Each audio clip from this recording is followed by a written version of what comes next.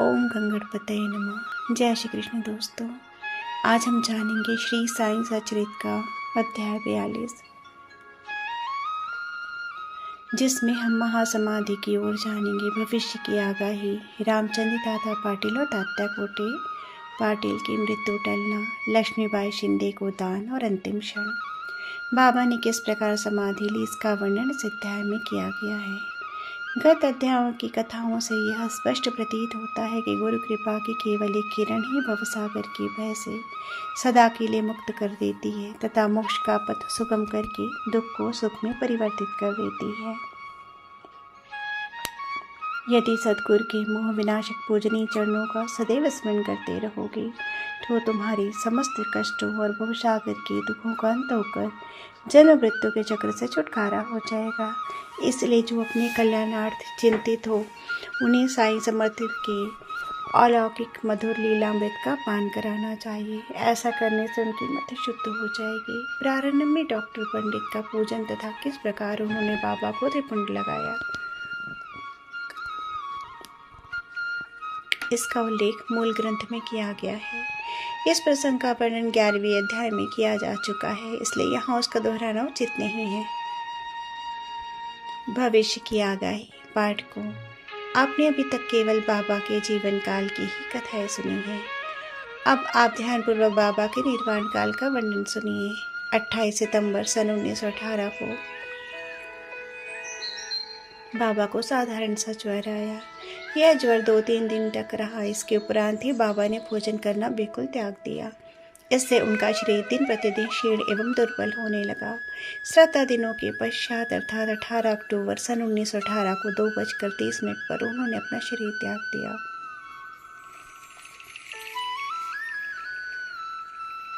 इसके 2 वर्ष पूर्व ही बाबा ने अपने निर्वाण के दिन का संकेत कर दिया था, परंतु उस समय कोई भी समझ नहीं सका। घटना इस प्रकार है। विजयादशमी के दिन जब सब लोग संध्या के समय सीम उल्लंघन से लौट रहे थे तो बाबा सहसा ही क्रोधित हो गए। सिर पर कपड़ा, कफनी और लंगोटी निकाल कर उन्होंने उसके टुकड़े टुकड़े करके चलती हुई धूनी में फेंक दी। बाबा के द्वारा आहुति प्राप्त कर धूनी द्विगुणित प्रज्वलित होकर चमकने लगी और उससे भी कहीं अधिक बाबा के मुखमंडल की कांति चमक रही थी। वे पूर्ण दिवंगर खड़े थे और उनकी आंखें अंगारे के समान चमक रही थी। उन्होंने आवेश में आकर उच्च स्वर में कहा कि लोगों यहाँ आओ, मुझे देखकर पूर्ण निश्चय कर लो कि मैं हिंदू हूँ या मुसलमान। सभी भय से काँप रहे थे। किसी को भी उनके समीप जाने का साहस न हो रहा था। कुछ समय बीतने के पश्चात उनके भक्त भागवजी शिंदे, जो महारोग से पीड़ित थे, साहस कर बाबा के समीप गए और किसी प्रकार उन्होंने उन्हें लंगोटी बांध दी और उनसे कहा कि बाबा, यह क्या बात है? देवा दशहरा का त्योहार है। तब उन्होंने जमीन पर सटका पटकते हुए कहा, यह मेरा सीम उल्लंघन है। लगभग 11 बजे तक भी उनका क्रोध शांत न हुआ और भक्तों को चावड़ी जुलूस निकालने में संदेह होने लगा। 1 घंटे के पश्चात वे अपनी सहज स्थिति में आ गए और सदी की भांति पोशाक पहनकर चावड़ी जुलूस में सम्मिलित हो गए, जिसका वर्णन पूर्व में किया जा चुका है। इस घटना द्वारा बाबा ने इंगित किया कि जीवन रेखा पार करने के लिए दशहरा ही उचित समय है, परंतु उस रेखा पे पार करने के लिए उसका असली अर्थ समझ में न आया किसी को। बाबा ने और भी संकेत दिए जो इस प्रकार है। रामचंद्र दादा पाटिल की मृत्यु टालना। कुछ समय के पश्चात रामचंद्र पाटिल बहुत बीमार हो गए।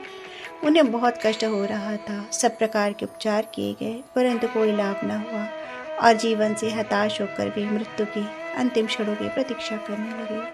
तब एक दिन मध्याह्न रात्रि के समय बाबा अनायास ही उनके सिरहाने प्रकट हुए।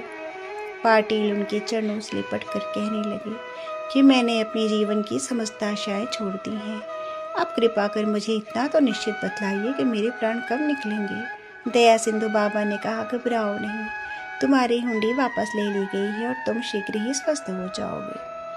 मुझे तो केवल तात्या का भय है कि सन 1918 में विजयादशमी के दिन उसका देहांत हो जाएगा, किंतु यह भेद किसी से प्रकट न करना और न ही किसी को बतलाना,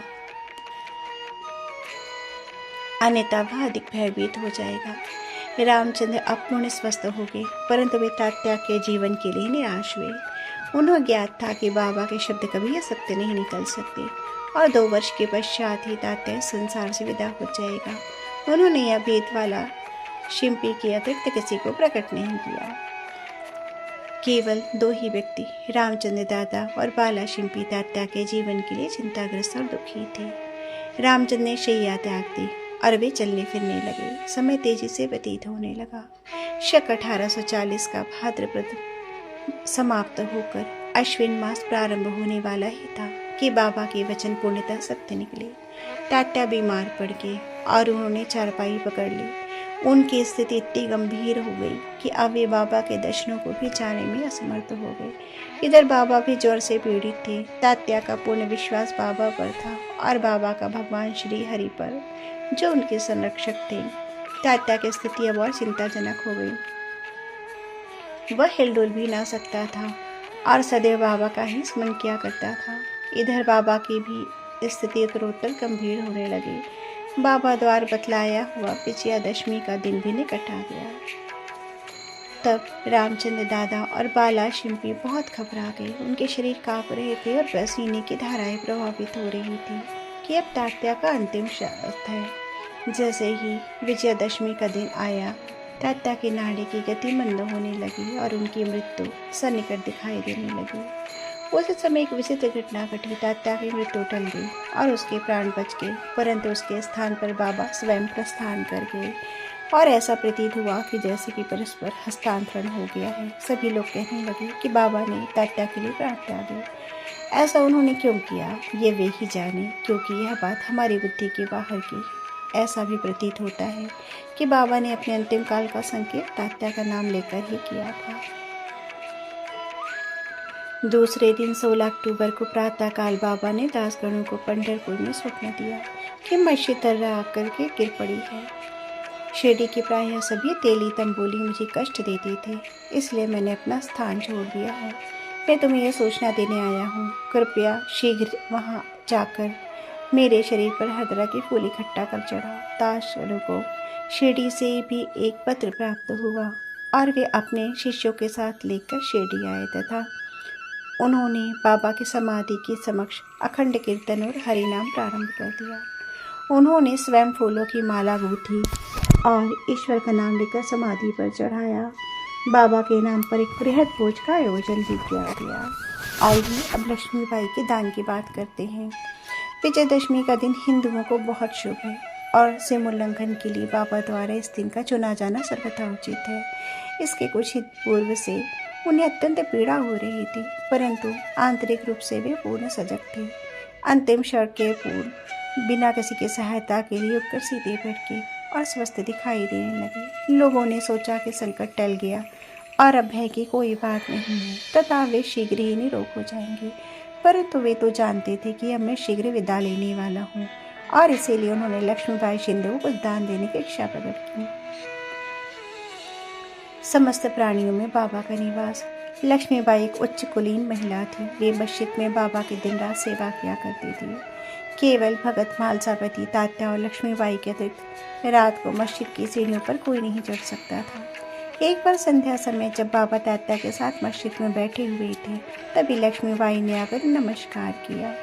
तब बाबा कहने लगा, रे लक्ष्मी, मैं अत्यंत भूखा हूँ। मैं यह कहकर लौट पड़ी कि बाबा थोड़ी देर ठहरो, मैं अगले रोटी लेकर आती हूँ। उन्होंने रोटी और साग लाकर बाबा के सामने रख दिया, जो उन्होंने एक भूखे कुत्ते को दे दिया। तब लक्ष्मीबाई कहने लगी, बाबा ये क्या, मैं तो शीघ्र ही गई और अपने हाथ से आपके लिए रोटी बना लाई। आपने ग्रास भी ग्रहण किए बिना उस कुत्ते के सामने डाल दिया। तब आपने व्यर्थ ही मुझे कष्ट क्यों दिया? बाबा ने उत्तर दिया कि व्यर्थ दुख न करो। कुत्ते की भूख शांत करना मुझे तृप्त करने के बराबर ही है। कुत्ता भी तो आत्मा है। प्राणी चाहे भले ही भिन्न भिन्न आकृति प्रकृति के हो, उनमें कोई बोल सकते हैं, कोई मूक है, परंतु भूख सबकी एक सदृश है। इसे तुम सत्य जानो। जो भूखों को भोजन कराता है वह यथार्थ में मुझे ही भोजन कराता है। यह एक अकाट्य सत्य है। इस साधारण सी घटना के द्वारा बाबा ने एक महान आध्यात्मिक सत्य की शिक्षा प्रदान की कि बिना किसी की भावनाओं को कष्ट पहुंचाए किस प्रकार उसे नित्य व्यवहार में लाया जा सकता है। इसके पश्चात ही लक्ष्मीबाई उन्हें नित्य ही प्रेम और भक्तिपूर्वक दूध, रोटी व अन्य भोजन देने लगी, जिसे वे स्वीकार कर बड़े चाव से खाती थी। वे उस समय से खासकर लक्ष्मीबाई के द्वारा ही राधा कृष्ण माई के पास भेज दिया करती थी। इस उच्चिष्ट अन्न को वे प्रसाद स्वरूप समझकर प्रेम पूर्वक पाती थी। इस रोटी की कथा को असंबद्ध नहीं समझना चाहिए। इससे सिद्ध होता है कि सभी प्राणियों में बाबा का निवास है, जो सर्वव्यापी, जन्म मृत्यु से परे और अमर है। बाबा ने लक्ष्मीबाई की सेवाओं को सदैव स्मरण रखा। बाबा उनको भुला भी कैसे सकते थे। देह त्याग के बिल्कुल पूर्व बाबा ने अपनी जेब में हाथ डाला और पहले उन्होंने लक्ष्मी को 5 रुपये, बाद में 4 रुपये, इस प्रकार कुल 9 रुपये दिए। यह 9 की संख्या उस पुस्तक के अध्याय 21 में वर्णित 9 विधा भक्ति की द्योतक है, अथवा यह सीमानोल्लंघन के समय दी जाने वाली दक्षिणा भी हो सकती है।